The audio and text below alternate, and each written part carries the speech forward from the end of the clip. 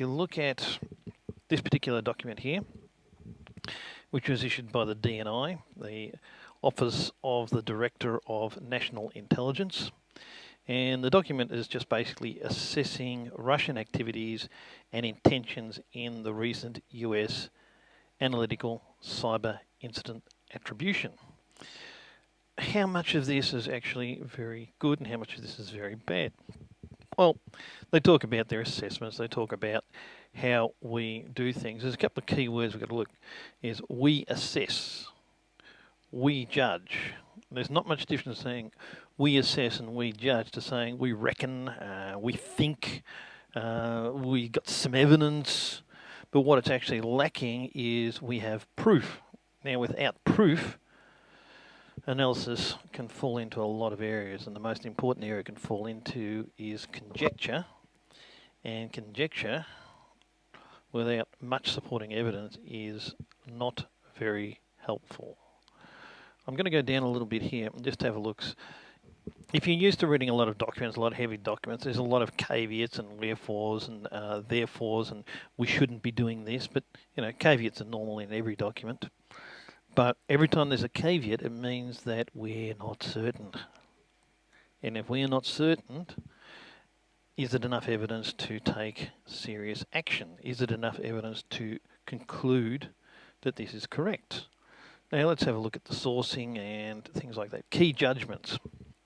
Russian efforts to influence the 2016 US presidential election represent the most recent expression of Moscow's long-standing desire to undermine the US-led liberal democratic order.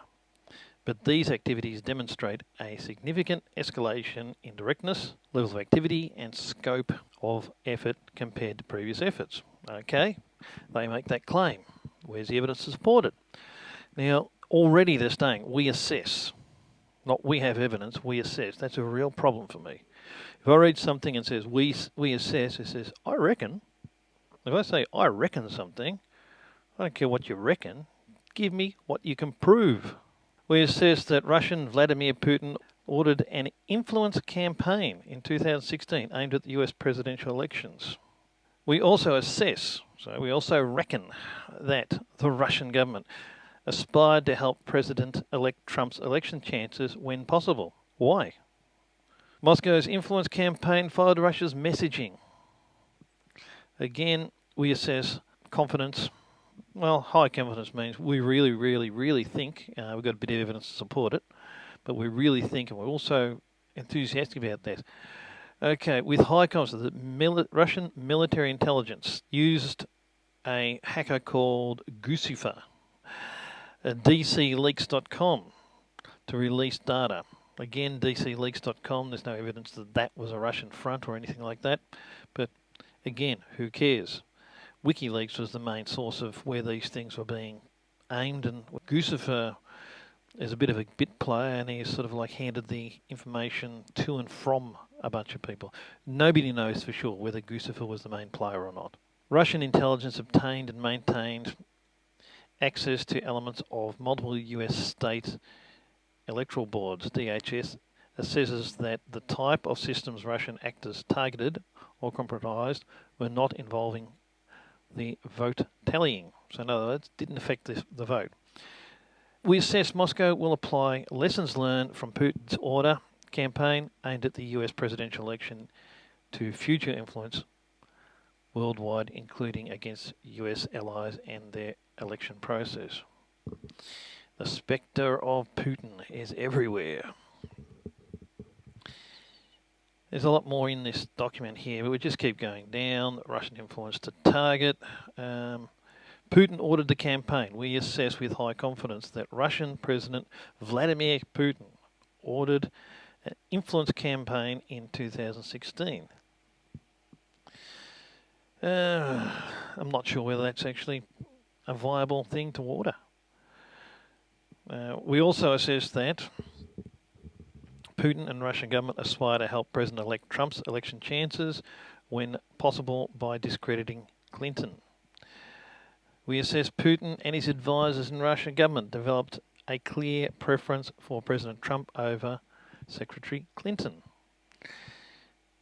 It just goes on and on like this. we assess the influence campaign aspired to help President-elect Trump's chances of victory when possible by directing Secretary Clinton and discrediting Secretary Clinton and publicly contrasting her unfavourably. This document is, for want of a better word, rubbish. It's garbage. I've never seen a document.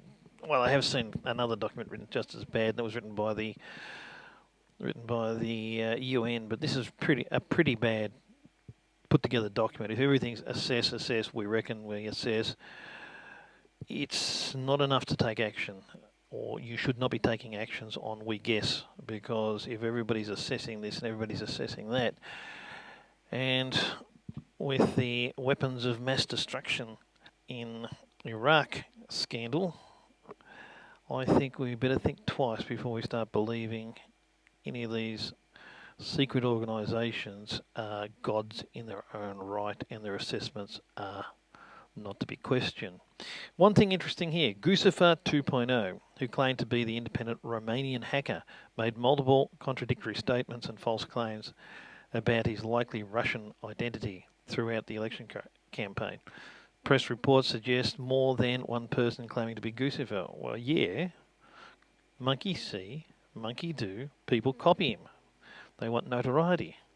Content that we assess was taken from an email account targeted by the GRU, which was a Russian secret organisation, in 2016, appeared on dcleaks.com in June.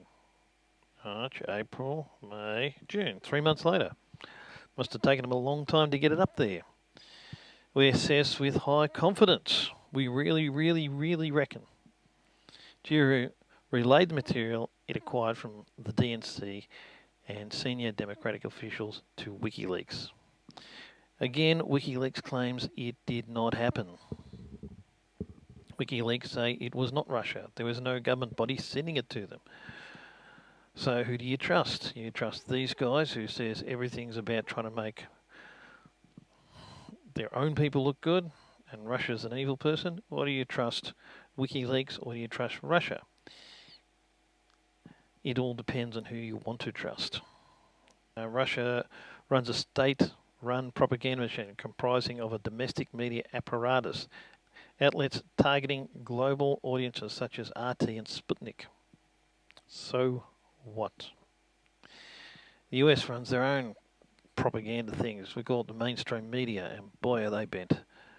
Russian media hail President Trump elects victory as vindication of Putin's advocacy of global populist movement. So what? Again, media says this, someone else says that. Let's go down here.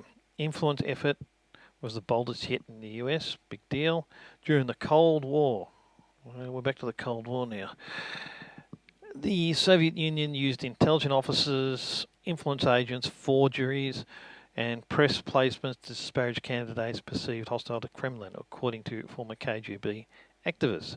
Since the Cold War, Russian intelligence efforts related to the US elections have primarily focused on foreign intelligence collection. I really think whoever wrote this report really wishes there was a Cold War on. Again, it gets down to this sort of nonsense. Somebody giving a message in RT today, breaking the set. Truth Seeker, November 2, both overwhelmingly focused on criticism of US and Western governments. They're Russian.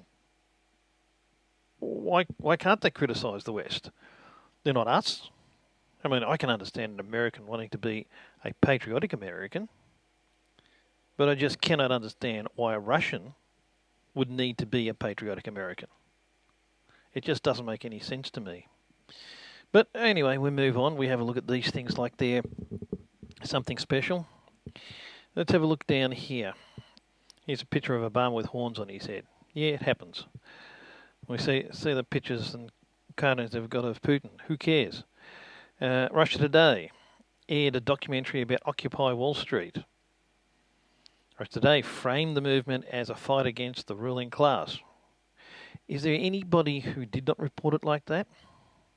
I mean, there was critics of Occupy Wall Street, But most of the mainstream media reports I was getting is this was fighting the 1%. The 1% was going to be overthrown and this was going to be more democratic. We even had the same sort of things occupy the city square in Melbourne.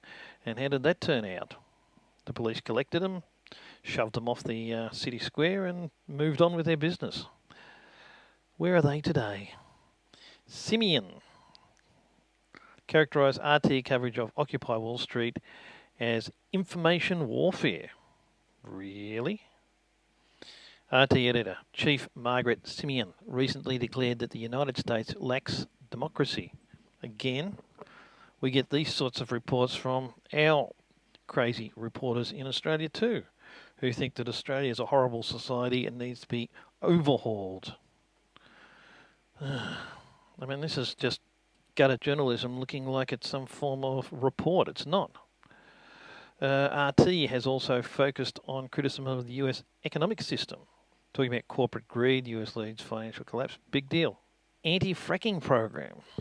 The Greens run an anti-fracking program. So are we going to accuse Russians of being greenies now? Let's see where that goes. RT Media is a leading media opposition to Western intervention in the Syria conflict. Obama's attitude towards Syria was basically, it was part of the Arab Spring and he was expecting everybody to overthrow their evil overlords and embrace democracy.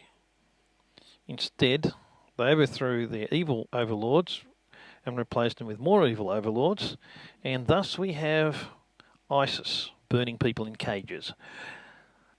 I think a bit of criticism is fair. You're allowed to have criticism. Again, I'm no great fan of RT, but I'm no enemy of it either. They've got a right to speak and say their opinion, and if they say the right thing and it's verifiable, I'm fine with that. If they're not, criticise them. We got more. The television station did. RT leadership is closely tied and controlled by the Kremlin. We knew that years ago. There's lots of television stations which are controlled by the country. How many of those are basically sycophants? Half the American mainstream media is basically sycophant to one party or the other. They don't care. Whose butt can I kiss? Is it Obama? Is it Bush? Is it Hillary? Or is it Trump? Just which way they want to kiss. And it goes on and on. Yeah, here's something interesting. RT American audience, over 800 million views. Whereas CNN and CNN International is just under 100 million by the look of it. YouTube subscribers. RT in America has just under 500 million, whereas CNN has just over 100 million. Al Jazeera has more than CNN. BBC World, which is actually not a bad service online, but it's got a lot of subscribers. It's a broad range.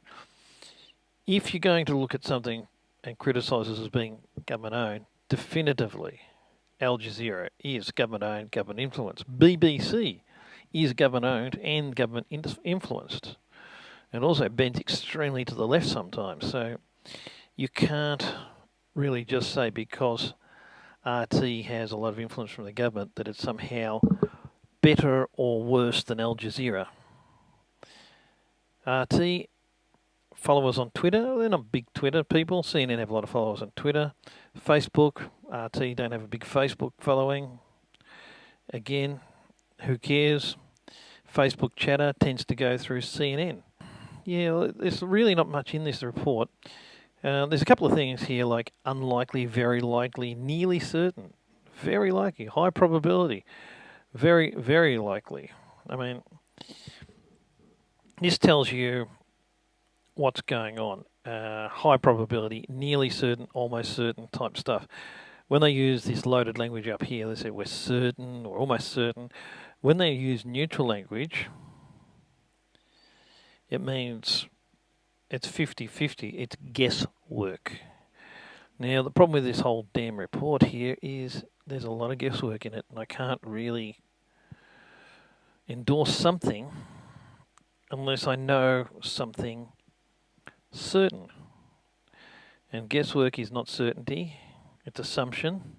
And as they say, assumption is always the mother of stuff-ups.